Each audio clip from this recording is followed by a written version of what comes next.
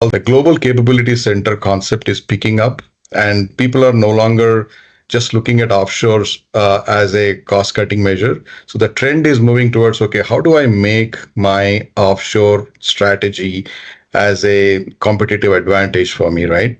So this private equity industry, even in the lower mid market space, it's picking up.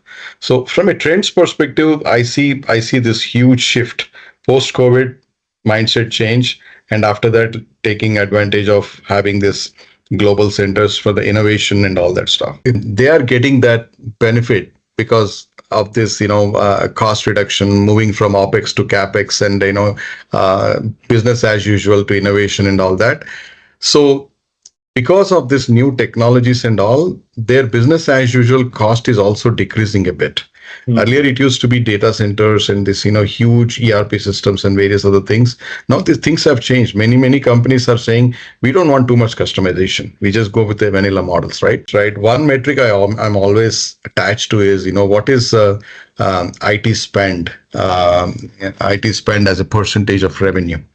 Yeah. And that those are the simple metrics. It depends on the industry and size of the company and various things. And then some of the metrics that I see is, what kind of EBITDA contribution has my IT investment is doing.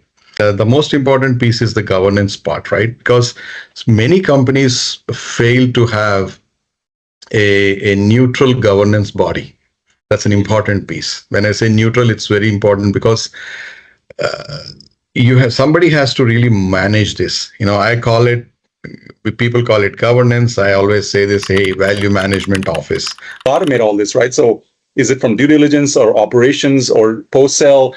How do you automate this whole thing to wreak more EBITDA? And of course, that leads to the biggest monster of the question is, how do you leverage automation or AI? Private equity, some of the firms, like the large ones, right? If you take KKRs of the world and Advance and others, and Vista Equity and all these companies, they are really accelerating, and they are in the forefront. The way we talk about Accentures and IBMs in our consulting world, they're already thinking ahead and investing in various other technologies. But in the mid market and lower mid market space, with the smaller funds, they also started feeling the need for AI and automation because they could see the value.